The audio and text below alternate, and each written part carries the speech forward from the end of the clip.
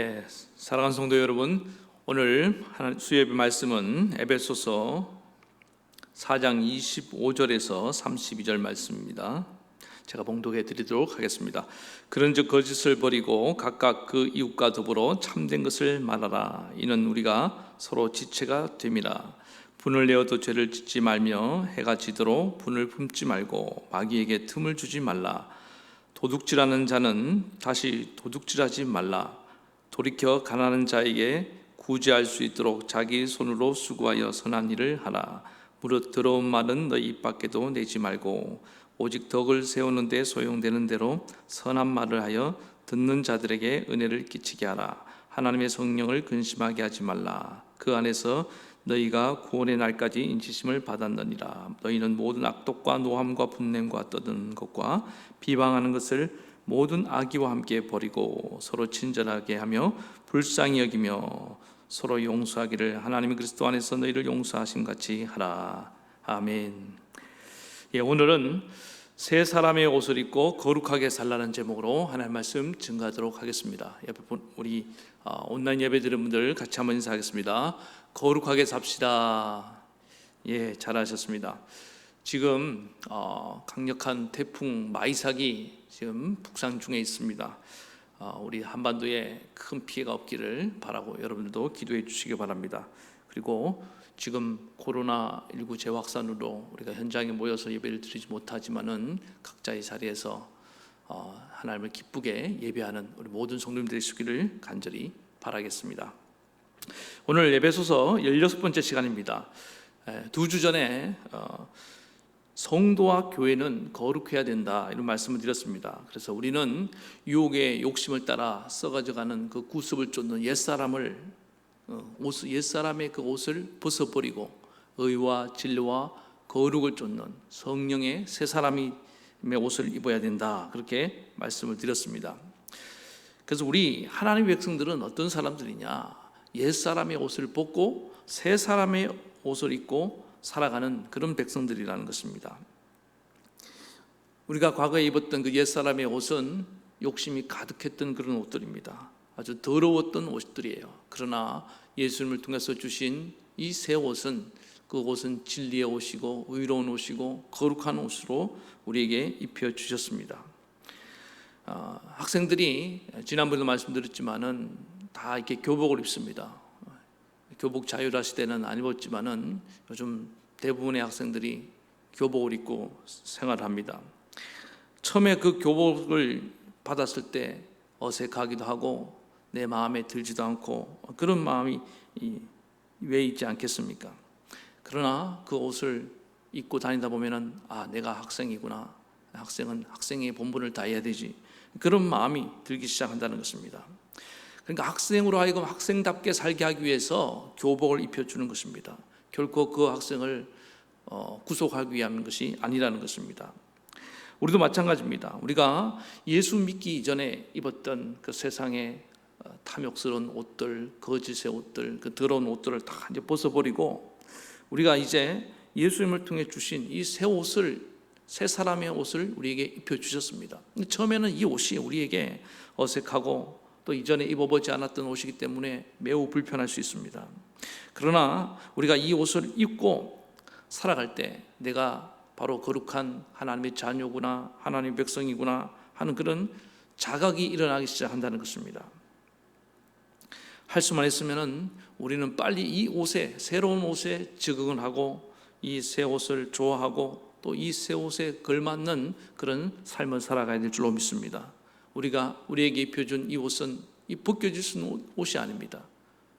우리가 또 그렇다고 해서 이 옷이 마음에 안 든다고 과거에 그 옛날 입었던 그 탐욕스러운 옷을 갈아입을 수는 없습니다.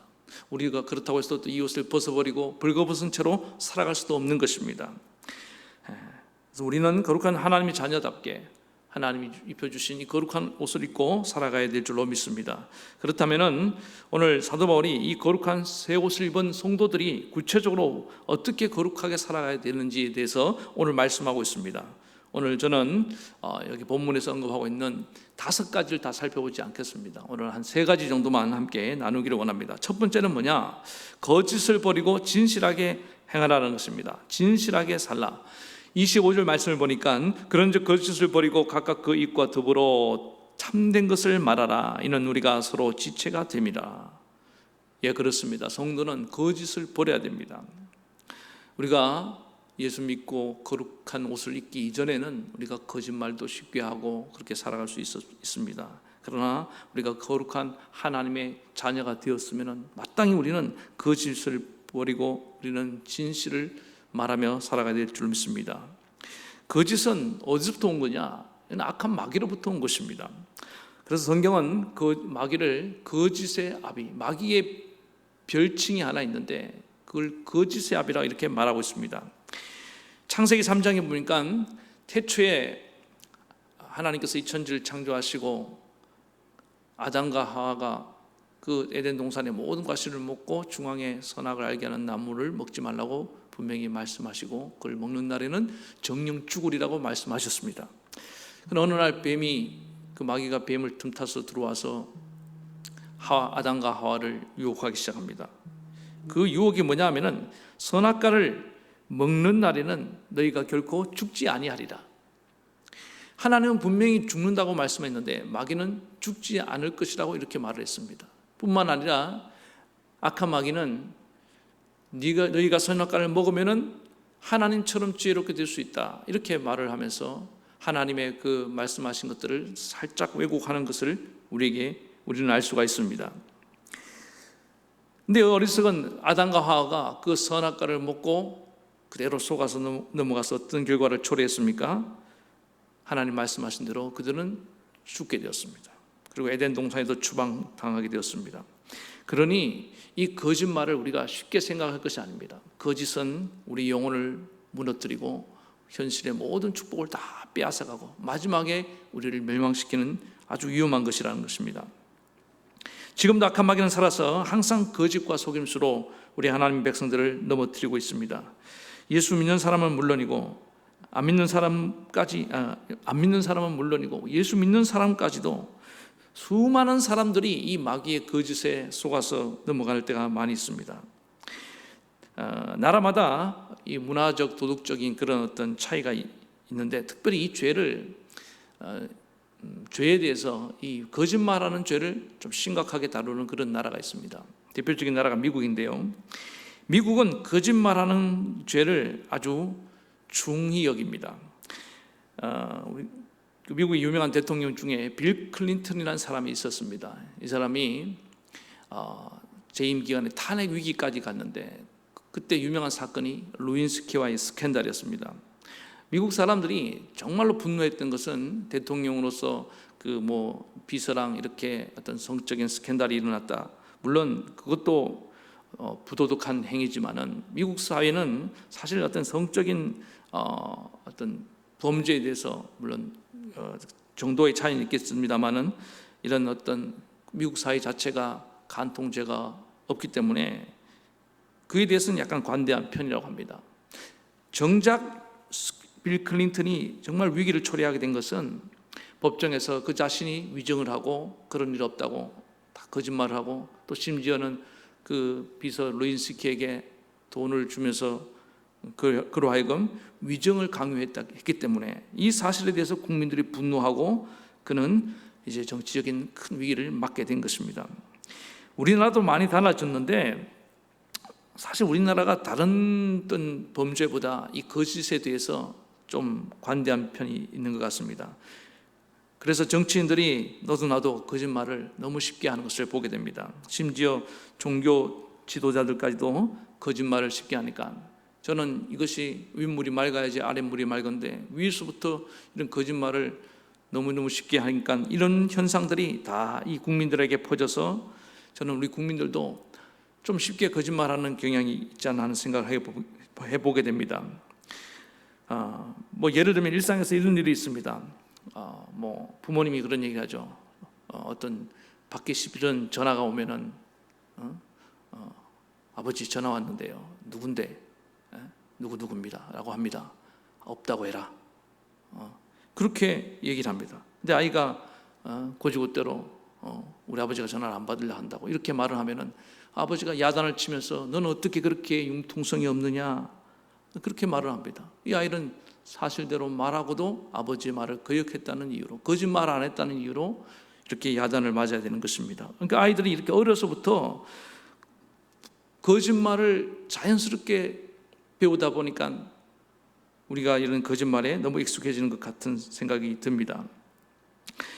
지금 최근에도 이 가짜 뉴스 논란으로 얼마나 지금 이 사회가 혼란스럽습니까?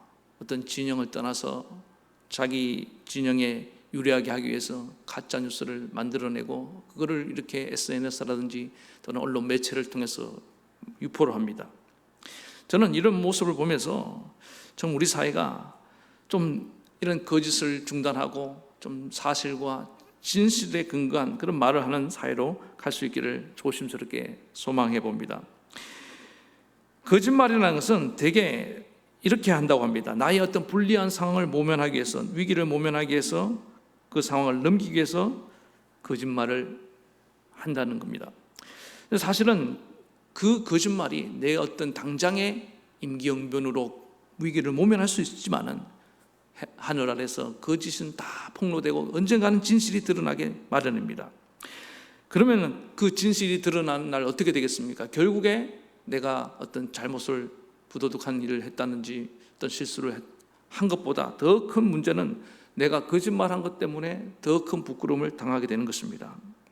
그리고 그거로 인해서 그 주변 사람과의 관계에서 나는 거짓말하는 사람은 낙인을 찍히게 되고 또 그 자체로 그 사람과 관계가 깨질 수도 있는 것입니다. 왜냐하면 거짓말은 우리에게 심각한 불신을 가져오기 때문에 그렇습니다. 그래서 오늘 본문에 뭐라고 말씀합니까? 이웃과 더불어 참된 것을 말하라. 우리가 서로 지체가 됨이니라. 그렇습니다. 우리는 한 가족이기 때문에 안 믿는 사람들도 미래의 한 가족이 될 사람들이기 때문에 우리는 할 수만 있으면 진실을 말해야 되고 거짓을 멀리해야 될 줄로 믿습니다. 거짓말하면 관계가 다 깨어집니다. 지금 당장 불리하고 손해가 있고 어려움 당한다 할지라도 우리는 사실대로 말하는 법을 배워야 될 줄로 믿습니다. 진실을 말하는 법을 배워야 됩니다.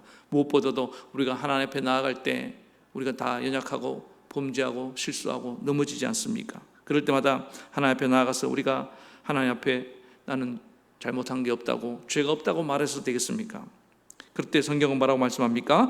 요한일서 1장 10절 만일 우리가 범죄하지 아니었다 하면 하나님을 거짓말하는 이로 만드는 것이니 또한 그의 말씀이 우리 속에 있지 아니하니라.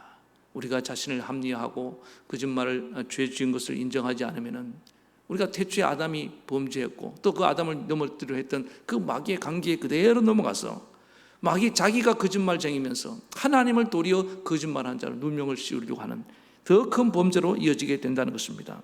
그리고 무엇보다도 우리의 생명과 같은 그 하나님 말씀이 우리에게 있지 않고 우리는 결국 죽음에 이를 수밖에 없다는 것입니다.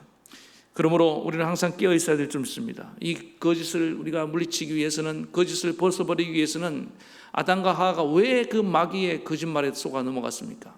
하나님 진리의 말씀이신 하나님 말씀으로 온전히 무장하고 있지 않았기 때문입니다. 선악과를 먹는 날에는 정령 죽으리라. 그렇게 단호하게 말씀을 붙잡고 마귀에게 말씀을 가지고 나아갔으면 결코 아담과 하와는 넘어지지 않았을 것입니다. 그러나 그들은 말씀을 흐릿하게 붙잡고 있었습니다. 죽을까 하노라.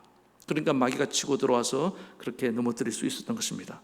그러므로 우리가 거짓에 속지 않는 유일한 방법은 진리의 말씀이신 이 하나님 말씀을 굳게 붙들고 살아가는 것입니다. 두 번째, 사도 바울은 우리가 새로운 옷을 입고 살아가는 성도들이 어떻게 살아야 되냐, 우리가 거룩하게 살기 위해서는 분노에 대해서 다루고 있습니다. 해가 지도록 분을 품지 말라. 26절 27절을 보겠습니다. 분을 내어도 죄를 짓지 말며 해가 지도록 분을 품지 말고 마귀로 틈을 타지 못하게 하라. 우리도 사람이기 때문에 화를 낼 수 있습니다. 화낸다는 것 자체가 죄라고 말씀하지 않습니다. 여기서 말하는 죄가 뭐냐? 화를 계속 품고 있는 것이 죄라는 것입니다. 우리가 예수님을 온전히 인격적으로 모셔드렸을 때 우리 옛사람은 다 벗어지고 하나님께서 우리에게 새 사람을 지어주셨습니다.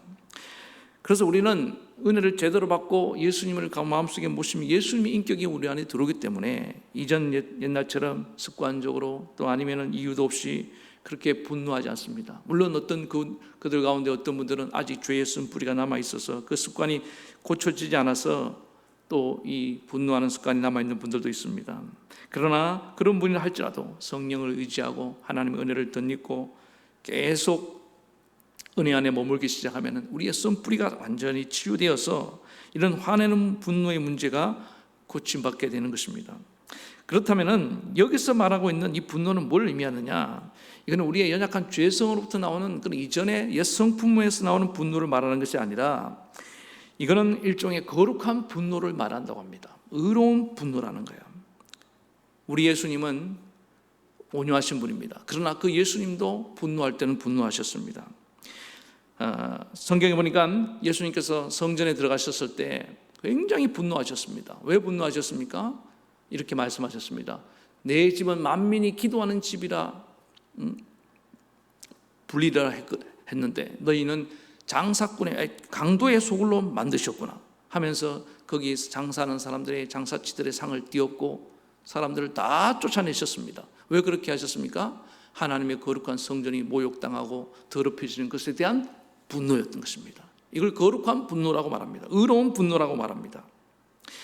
또 베드로가 예수님께서 장차 십자가에 죽고 이제 핍박을 받고 죽고 부활하신다는 그런 얘기를 했을 때 베드로가 자기 딴에는 스승님을 생각한다고 예수님을 아주 강력하게 막았었을 때 예수님께서 너는 나를 넘어지게 하는 자로다. 사탄아 물러가라 라고 말씀하시면서 굉장히 심하게 꾸짖으셨습니다. 그때도 화를 내신 것입니다.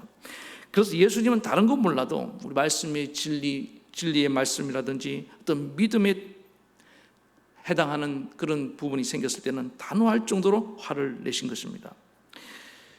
우리 예수 믿는 사람들도 마찬가지입니다. 항상 우리가 온순하고 부드럽고 착하기만 해서는 되는 것이 아닙니다. 때로는 우리도 분노할 수 있어야 됩니다. 언제 분노해야 됩니까? 죄에 대해서 분노해야 됩니다. 악한 마귀가 장난치는 것에 대해서 우리는 분노하고 진리의 말씀이 공격당한 것에 대해서 거룩한 주님의 교회를 훼손되는 데에 대해서는 우리도 분노할 수 있어야 됩니다. 그런 의로운 분노가 있어야 된다는 것입니다. 그러나 성경은 뭐라고 얘기하냐? 그런 분노를 할지라도 하루를 넘기지 말라. 이게 무슨 얘기냐? 그런 의분, 거룩한 분노도 그것이 지속될 때 부작용이 있을 수 있다는 것입니다. 왜냐하면 분노 자체가 그것이 의분이라 할지라도 그 동기가 아무리 선하고 좋다 할지라도 사람은 인격을 갖고 있습니다. 그 분노가 자칫 도를 지나쳐서 우리 인격을 집어삼킬 수 있는 일이 있기 때문에 그렇습니다. 그래서 가끔 보면은 의로운 분노로 참 좋은 일을 하겠다고 시작했던 분들 중에 나중에 본래의 의도는 온데간데 없고 그 분노에 본인이 사로잡혀서 과격해지고 또 어떤 법을 어기고 본인이 또 마귀에게 종노릇한 그런 일들이 가끔 있는 것을 보게 됩니다. 그래서 나쁜 결과를 초래하는 것을 보게 됩니다. 그 대표적인 인물이 구약에 나오는 모세입니다. 모세도 지면에서 누구보다도 그런 온유한 사람이었습니다. 그런 모세도 화가 날 때가 있었습니다. 무리바에서 백성들이 물이 없다고 원망했습니다. 잘 참았던 모세인데 그날따라 모세가 참지 못했습니다. 그때 모세가 너무너무 화가 나서 하나님 앞에서 해서는 안 되는 일을 했습니다. 하나님은 무리바 반석에서 막대기를 내리쳐서 물을 내라고 했는데 홧김에 2번 반석을 내리쳤습니다. 그 모습이 하나님 보시기에 아름답지 못했습니다. 그 사건을 통해서 모세는 가나안 땅에 들어가지 못하는 그런 하나님의 말씀까지 들어야만 했습니다. 왜냐하면 하나님의 영광을 가렸다는 것입니다. 불순종했다는 겁니다. 그래서 우리가 이 분노의 문제를 쉽게 생각하면 안 됩니다. 우리가 분노할 수 있지만 그 분노에 사로잡히는 순간 마귀가 틈타서 우리를 죄를 범하는 단계까지 이끌어갈 수 있다는 것입니다. 악한 마귀는 그래서 이런 우리의 분노심을 자꾸만 자극합니다. 분노로 자꾸만 일하게 만듭니다. 분노로 일하는 것을 우리는 제한적으로 사용할 줄 알아야 되는 것입니다. 우리는 주님이 의로우신 것처럼 의로워야 됩니다. 우리는 주님이 거룩하신 것처럼 거룩해야 되고 우리는 주님이 진리이신 것처럼 진리의 말씀을 붙들고 나아가야 됩니다. 주님이 마귀를 대적한 것처럼 우리도 마귀를 대적해야 됩니다. 마귀와 싸우고 죄와 싸워야 됩니다. 그러나 그 바탕에는 예수님처럼 언제나 사람들을 향한 자기 백성들을 향한 사랑이 깔려 있어야 됩니다. 죄는 미워하되 사람을 미워하지 말아야 된다는 그 말씀을 우리는 언제나 깊이 가슴에 새겨야 되는 것입니다. 그래서 예수님은 죄에 대해서 분노하시고 마귀에 대해서 분노하셨지만은 결코 사람을 미워하시거나 사람을 향해서 분노하신 적이 없습니다. 베드로를 향해서 분노했을 때도 베드로를 향한 분노가 아니라 베드로 배후에 있는 그 어둠의 세력에 대한 분노였음을 우리는 기억을 해야 되는 것입니다. 그래서 오늘 말씀을 잘 기억하고 아무리 의로운 분노라도 계속 품으면 그것이 죄가 될 수 있고 마귀가 틈탈 수 있고 악한 것이 될 수 있다는 사실을 기억하고 분노를 잘 다스리는 거룩한 주의 종들 되시기를 바라겠습니다. 그리고 오늘 마지막 세 번째로 살펴볼 일은 도적질하지 말고 내 스스로 수고한 일을 가지고 선한 일을 하라는 것입니다. 28절을 보겠습니다. 도적질하는 자는 다시 도적질하지 말고 돌이켜 빈궁한 자에게 구제할 것이 있기 위하여 제 손으로 수고하여 선한 일을 하라.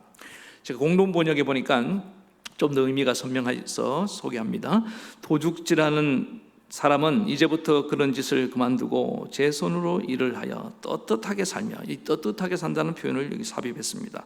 가난한 사람들을 도와주도록 노력하십시오. 그러니까 도둑질하는 것은 참 부끄러운 일이라는 것입니다. 이전에 우리가 예수 믿기 전에는 알지 못해서 남의 것을 쉽게 탐하고 또 슬쩍 가져오는 것이 부끄러운 일인 줄 몰랐습니다. 그러나 예수 믿고 난 뒤에 남의 것을 훔치는 것은 엄청난 도둑질이라는 것을, 부끄러운 일이라는 것을 우리가 깨닫게 되는 것입니다. 그런데 이 도둑질이라는 것은 사전적인 의미로 보면은 자기 유익을 위해서 남의 것을 훔쳐오는 것입니다. 이게 눈에 보이는 물건일 수도 있지만은 눈에 보이지 않는 무형의 어떤 요소도 있을 수 있다는 것입니다. 예를 들어서 요즘 같으면 어떤 지적 저작권이라든지 지적 소유권 같은 거, 또 소프트웨어 이런 것들에 대해서 우리가 잘 알지 못하고 쉽게 도용한다든지 함부로 사용하면서 정당한 대가를 지불하지 않는 그런 일들이 있는 것을 보게 됩니다. 다른 사람의 수고한 모든 것들, 그게 눈에 보이는 것이든 또 무형의 것이든 간에 다른 사람이 노력하고 다른 사람이 이루는 것을 내가 함부로 사용하고 가져오는 것들이 다 도둑질에 해당한다고 말하고 있는 것입니다. 전에 있던 교회에서 제가 전도하려고 전도지를 이렇게 업체에다가 잘 제작을 했습니다. 근데 그 이미지가 너무 마음에 들어서 교회 홈페이지에다가 그 컷을 그냥 무료로 제가 도용해서 사용한 적이 있습니다. 저는 처음에 그것이 죄인지도 몰랐습니다. 저작권 위반이고 뭐 그거 저작권 침해라는 것을 전혀 알지 못했습니다. 근데 어느 날 전화 한 통이 왔는데 그 이미지 저작권을 갖고 있는 분이 자기가 고소를 하겠다고, 그래서 그 돈을 손해배상을 하고 이렇게 합의를 한 적이 있었습니다. 제가 그때 이런 시대가 되었구나. 함부로 남이 수고해서 만들어 놓은 것을 사용하는 것이 이게 범죄이구나, 도둑질인 것을 그때 제가 삶의 경험을 통해서 깨닫게 되었습니다. 그래서 우리는 내가 정당하게 수고하고 또 땀 흘리지 않고 불로소득으로 사용하는 이런 것들이 어쩌면 다 도둑질이 될 수 있다는 것을 우리는 알아야 됩니다. 그래서 공공 물건을 함부로 사용한다든지, 어떤 사람들은 공공 화장실에 가서 휴지를 마음대로 사용합니다. 그것도 도둑질이 될 수 있는 것입니다. 정부의 돈이라고, 또 회사 돈, 눈먼 돈이라고, 어떤 심지어 성도들 가운데 교회 돈이라고 함부로 쓰는 분들이 있다고 한다면 그것이 하나님 앞에서 얼마나 큰 범죄인지를 우리는 자각해야 된다는 것입니다. 어떤 분이 그런 얘기를 했습니다. 왜 나라 경제가 어렵냐, 맨날 예산이 부족하고 이렇게 빚이 늘어가느냐, 우리 수입이 적어서가 아니라 우리나라 안에 숨은 도적이 많다고, 그래서 그렇다는 얘기를 들었을 때 참 가슴이 아팠습니다. 어째서 우리나라가 이 지경이 됐을까? 오늘 특별히 공직에 있는 분들, 또 회사에 다니는 분들, 또 저같이 성직을 맡고 있는 모든 분들, 모든 성도들이 다 우리가 이런 일을 부끄럽게 여기고 이제 함부로 도둑질한 일이 없기를 간절히 바랍니다. 도둑질을 해서 부를 축적하고 잘 사는 사회는 그 어떻게 좋은 사회라고 말할 수 있겠습니까? 세금을 착복하고 공금을 횡령하고 도둑질해서 부자가 되고 그걸 성공이라고 자랑하는 그런 세상은 정말 부끄러운 사회인 것입니다. 오늘 우리는 그래서 오늘 말씀하는 것처럼 우리 스스로 수고해서 그걸 가지고 만족하고 또 그 수고한 걸 가지고 돕는 그런 법을 배워야 될 줄로 믿습니다. 또 어떤 분들은 물론 정부가 또 회사가 또 교회가 정부의 이름으로, 회사의 이름으로, 그 기업의 이름으로, 교회의 이름으로 가난한 자를 구제하고 돕는 것이 얼마나 아름답습니까? 근데 어떤 분들은 그 돈을 가지고 자기 이름을 내기 위해서, 생색을 내기 위해서 돕는 분도 있다고 합니다. 저는 이것도 참 나쁜 일이라고 오늘 성경은 말하고 있는 것처럼 우리가 좀 생각해 봐야 된다고 생각합니다. 자기 이름으로 어떤 사람을 선한 일을 하려고 한다면 그건 자기가 땀 흘려 번 돈을 갖고 해야 되는 것입니다. 삭개처럼 회개하고 재산의 반을 나눠준다든지, 아니면 자기가 수고한 돈을 가지고 구제를 하는 이런 모습이 우리가 해야 될 옳은 모습이라는 것입니다. 그래서 오늘 우리가 거룩한 하나님의 자녀는 도적질하지 말라, 그런 일을 부끄럽게 여기라는 거예요. 당연하게 여겼던 삶을 멈추라는 것입니다. 그리고 하나님의 자녀답게 거룩하게 살아가야 된다. 땀 흘려 수고한 걸 갖고 남을 돕고, 그래서 우리 교회가 날마다 더 거룩한 교회로 변화되며 또 이 세상을 더 거룩하게 만들어가는 저와 여러분 되시기를 간절히 바라겠습니다. 오늘 말씀의 결론입니다. 오늘 사도 바울이 강조하는 새 옷을 입은 거룩한 성도의 삶이 뭐냐? 첫 번째는 거짓을 벗어버리고 진실하게 살라. 두 번째는 그 의분이라 할지라도, 거룩한 분노라 할지라도 계속 품지 말고, 그 분노에 사로잡히지 말고, 죄를 짓지 말고 항상 사랑으로 섬기라는 것입니다. 그 다음 마지막 세 번째는 도적질하지 말고 스스로 수고한 것을 가지고 가난한 일을 구제하고 또 섬기는 그런 거룩한 삶을 살아가는 저와 여러분 되시기를 간절히 축원합니다. 기도하겠습니다. 하나님 아버지, 은혜를 감사합니다. 오늘 사도 바울은 우리가 옛사람을 벗어버리고 새 사람을 입은 거룩한 성도가 어떻게 구체적으로 거룩하게 살아야 되는지를 말씀하고 있습니다. 우리는 하나님의 진실한 백성들로서 거짓을 버리고 언제나 참된 것을 말하며 진실하게 살아야 될 줄로 믿습니다. 이전에 행하던 이 거짓에 익숙했던 삶을 또 쉽게 작은 거짓말이라고 하얀 거짓말을 했던 삶을 벗어버리게 도와주시옵소서. 그리고 하나님, 아무리 그것이 의로운 분노고 거룩한 분노라 할지라도 그 분노도 계속 품고 있으면 마귀가 틈타고 또 죄를 범하고 또 그로 인해서 우리가 나쁜 결과를 초래할 수 있다는 사실을 기억하고 언제나 우리의 바탕에는 사랑을 가지고 죄는 미워하되 마귀는 미워하되 사람은 사랑하는 그런 성도들 삶이 되게 도와주시옵소서. 그리고 하나님, 이전에 행하던 그 쉽게 우리가 남의 것을 도적질했던 그 삶을 청산하고 우리 하나님의 거룩한 백성들답게 스스로 수고한 것을 가지고 가난한 일을 돕고 또 하나님 선한 일을 하는 우리 모든 교회가 될 수 있도록 축복해 주시옵소서. 하나님, 지금 태풍이 지금 북상하고 있습니다. 하나님, 이 태풍의 위협으로부터 사랑하는 우리 모든 성도들뿐만 아니라 이 나라, 이 백성들을 지켜주시옵소서. 더 황폐해지지 않도록 주님께서 막아주시옵소서. 또 코로나19 재확산으로 어름당합니다. 하나님께서 두려워하지 말라, 내가 너와 함께 하느니라. 그 가운데 함께 하시는 주님을 바라보게 도와주시고 속히 이 위험한 시간이 지나가고 이제 하나님 그 영광의 그날이 올 수 있도록 주님 우리를 붙들어 주시옵소서. 오늘 예배드리는 모든 가정 위에, 저들의 생업 위에 하늘의 놀라운 복을 넘치도록 부어 주시옵소서. 우리 주 예수님 이름으로 축복하며 간절히 기도하옵나이다. 아멘. 이제는 우리 주 예수 그리스도의 크신 은혜와 하나님 아버지의 극진하신 사랑하심과 성령의 감동, 감화, 교통, 위로 역사하심이 오늘 말씀대로 진실하게 또 분노를 절제하며 또 스스로 수고한 것을 가지고 선한 일을 하며 살기를 결단하는 이런 거룩한 삶을 결단하는 모든 성도들 머리 위에, 저들의 가정과 자녀와 모든 삶의 현장 위에, 이 나라 이 민족 위에까지 영원토록 함께 하옵시기를 간절히 축원하옵나이다. 아멘.